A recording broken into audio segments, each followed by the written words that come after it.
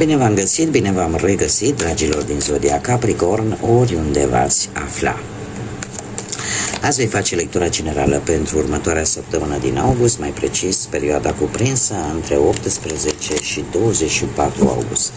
Așa că toți cei care aveți Soare, Luna, Venus, Ascendentul sau oricare alt aspect astral important pentru voi din harta voastră natală și care are legătură cu Zodia Capricorn, atunci această lectură este de asemenea și pentru voi. Desigur, nu uitați, voi vă clădiți viitorul, voi decideți, voi alegeți. Este o lectură generală, vă rog din suflet să luați decât mesajele care rezonează cu voi, restul lăsați-le să zboare în univers, pentru că sigur sunt pentru alte energii care într-o mai mică sau mai mare măsură au legătură cu Zodia Capricorn. Și înainte de a extrage energia săptămânii, pentru că nu e o carte care mi-a căzut aleatoriu și care îmi vorbește de un control. Un control în primul și în primul rând foarte aprig vis-a-vis de bani.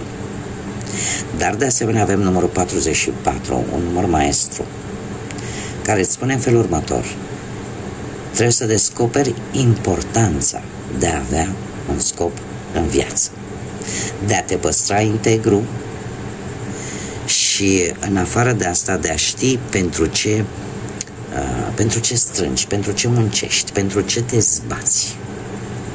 Un mesaj pentru voi, dragilor. Acum, înainte de a începe lectura propriu-zisă și de a scoate energia acestei săptămâni cuprinse între 18 și 24 august, trebuie să fac o mică paranteză.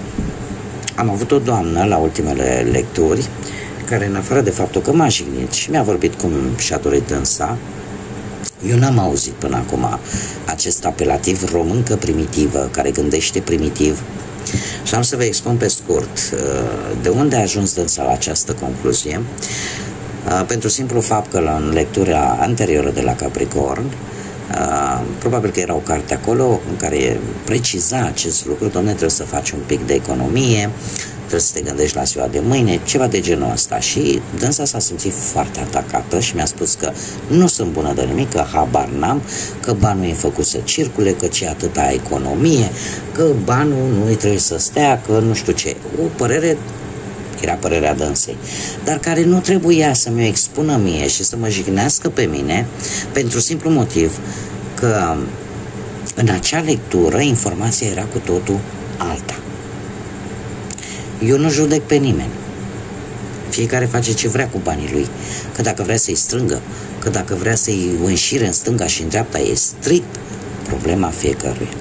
Dar ca să ajung să suport toate jignirile unuia și altuia, sau uneia și alteia, și eu să nu acționez, asta nu se poate.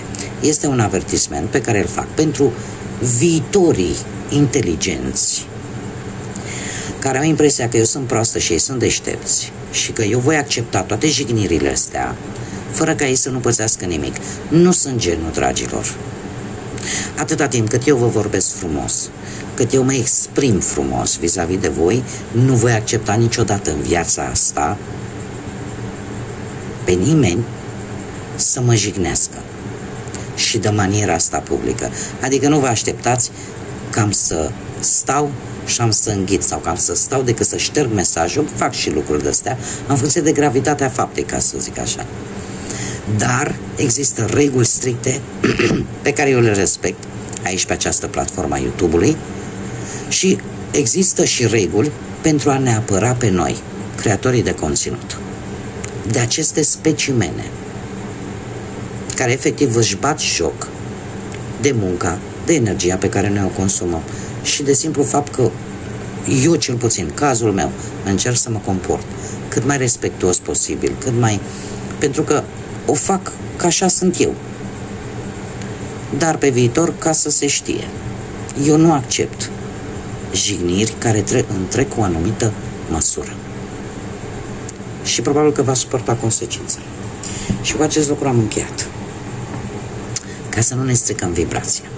Haideți să vedem, dragilor, Ce energie veți avea în această săptămână cuprinsă între 18 și 24 august pentru dragii mei? Energia istețimii, a istețimii, a precauției. De ce? Pentru că știți că există niște consecințe și dacă nu sunteți atenți într-o anumită situație legată poate de profesie, da, de muncă, de bani sau în relație, lucrurile pot ieși urât. Și atunci sunteți mult mai atenți, mult mai precauți și mult mai isteți. Nu veți face lucrurile fără să le gândiți. Haideți să vedem acum, le luăm așa pe planuri, pe planul profesional, financiar și sentimental. Să vedem ce vine pentru voi, dragilor, din Capricorn în această săptămână. Foarte interesant. Se pare că toată această istețime o veți folosi în domeniul profesional, la muncă. De ce? Pentru că știți și sunteți bazați pe ceea ce voi puteți să faceți. Apare o îmbunătățire, ori o promovare, ori o avansare, sau pur și simplu vei găsi ceva de muncă, tocmai pentru că îți vei folosi istețimea și retenia. Vei ști când să acționezi, vei ști când să vorbești, când să taci, cum să faci. Și lucrul ăsta îți poate aduce o schimbare la 180 de grade în ceea ce privește viața ta profesională. Lucrurile se schimbă și eu aș zice că nu cred așa ceva, chiar am vrut să mai întorc o carte. Deci se schimbă într-un mod foarte, foarte pozitiv. Legat de muncă, tocmai această energie, cum am mai spus, de istețime, de șiretenie, această energie vă ajută să reușiți în ceva legat de muncă. În ceva legat de muncă. Mergem mai departe. Haideți să vedem cu finanțele. Cu finanțele, o moștenire, ceva care poate să vă vină, un partaj, un ceva, nu știu, bani în urma unor imobile, aș spune, sau unor investiții, bani care, 2 de 10, avem atât 10 de monede cât și 10 de cupe. Acest 10 de monede, eu aș spune că veniturile tale vor crește și asta pentru simplu motiv că, practic, parcă norocul este de partea ta. Vin niște bani posibil din trecut, niște bani din vreo moștenire, niște bani care pentru tine vor constitui o perioadă foarte prosperă, mai ales dacă ai ceva probleme. Da? Mai ales dacă ai avut ceva probleme legate de bani. Zodia Fecioară, nu știu dacă vă spune ceva această zodie, dar există un echilibru. Există un echilibru foarte bun, veți încheia săptămâna într-un echilibru din punctul ăsta de vedere material. Cumva e ceva la care v-ați fi așteptat sau l-ați așteptat de ceva vreme. Vorba de niște bani care îi așteptați de ceva timp. Mergem mai departe, pe plan sentimental, cei care sunteți deja într-o pereche, un adevăr iese la lumină. Acest as de spade mie îmi spune că există un dialog sincer. Există un dialog sincer în așa fel încât voi vreți să știți, să aveți siguranța că sau acea claritate că ceva iese la lumină în relația voastră.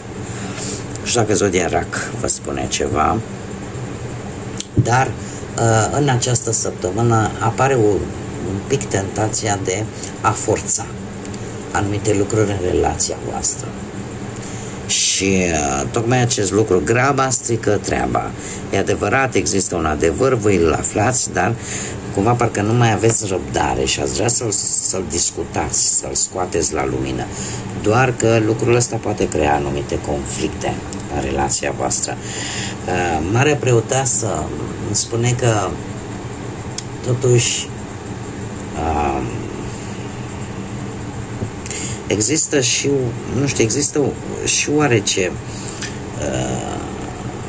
atracție între voi, ceva magnetic. Nu știu dacă voi aveți ca și parteneră pe cineva dintr-o zodie de apă, în mod special rac, sau dacă voi aveți un ascendent în rac, există această tentație de a vă pierde oarecum cumpătul, de a, cum să zic eu, pentru a nu arăta slăbiciune, să încercați să luați hotărâri destul de rapide, destul de un pic negândite. Sunteți hotărâți, dar parcă pe urmă, nu știu, ca și cum v-ați suci. Acum vreți să gata, nu mai trebuie, nu mai fac, nu mai am aflat un adevăr, iau cu tare decizie, dar în același timp ai discuția, dar pe urmă îți dai seama, dom'le, trebuie să stai un pic, că eu am aflat, dar trebuie să-l folosesc cu cap ce am aflat. Da? Adică să ai acea înțelepciune de a ține, tocmai pentru a putea ține lucrurile sub control.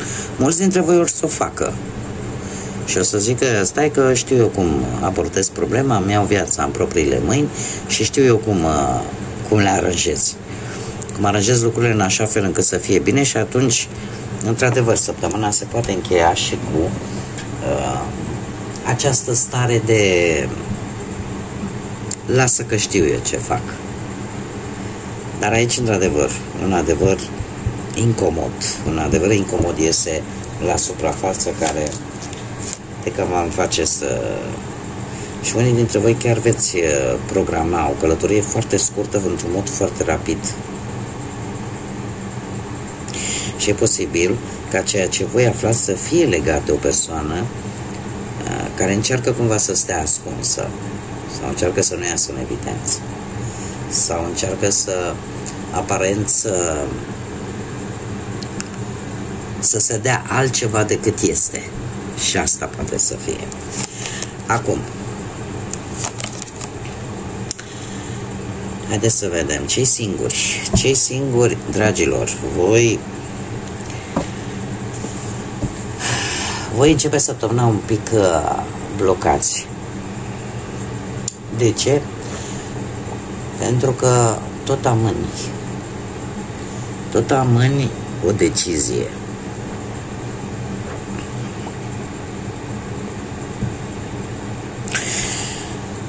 Am impresia că unii dintre voi, dragilor, care sunteți singuri, poate că în urma văduviei, poate că în urma divorțului sau în urma unei separări, voi tot amânați un lucru care nu se poate evita la nesfârșit. Încă aveți așteptări, încă nutriți speranțe, încă vă faceți iluzii vis-a-vis de o anumită situație sentimentală pe care voi ați avut-o, sau vis-a-vis poate de o persoană din trecutul vostru.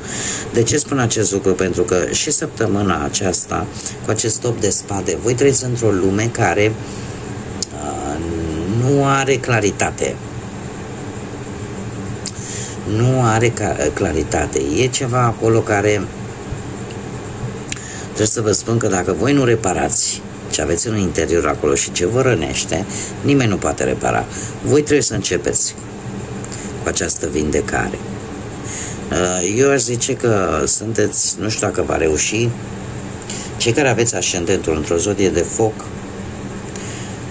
berbec, leu, săgetător, există șansa ca voi să, într-un fel sau altul, să reușiți să ieșiți din acest cer vicios, din această stare iluzorie de așteptări.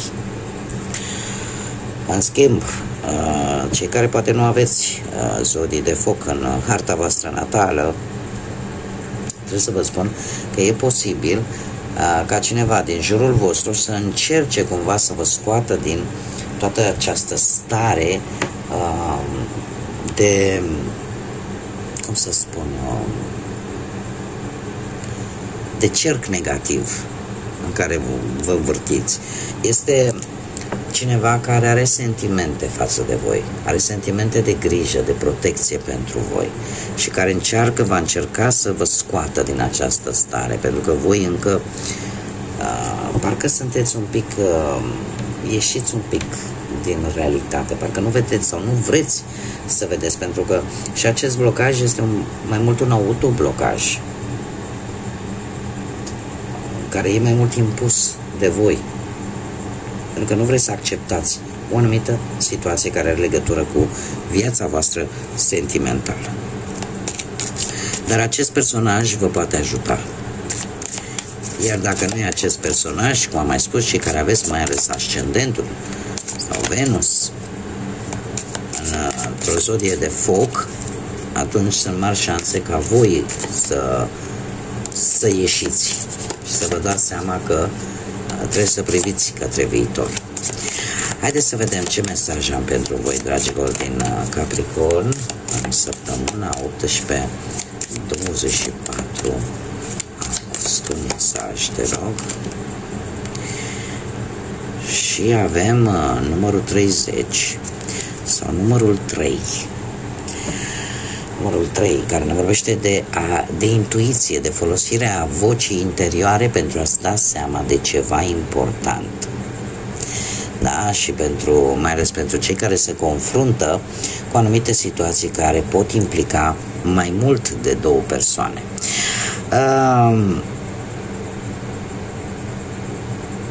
Binecuvântat să lași tristețea în urmă. Este binecuvântat sau binecuvântată de a lăsa ceea ce te întristează, ceea ce te supără în urmă. Și asta tocmai pentru că, cum am mai spus, ori vei căuta ajutor, ori vei căuta orientare, ori pur și simplu îți dai seama de ceva și asta îți crește optimismul și te face să nu-ți pierzi speranța și să treci peste orice te-ar putea necăji, te-ar pune tristă în această săptămână. Bun, dragilor, cam atât am avut pentru voi pentru această săptămână. Eu vă mulțumesc pentru prezență, ca de obicei, vă mulțumesc tuturor pentru sprijin prin intermediul like-urilor, mesajelor, distribuirilor voastre și, desigur, mulțumesc tuturor celor care sunt recent abonați, le urez bun venit. Iar această săptămână eu sper să vă aduc ceea ce voi vă doriți cel mai mult, să vă aducă liniște, să vă aducă echilibru, atât în suflete cât și în minte. Iar până data viitoare când ne vom reîntâlni, eu vă doresc tot binele din lume și, desigur, să fiți iubiți, dragilor.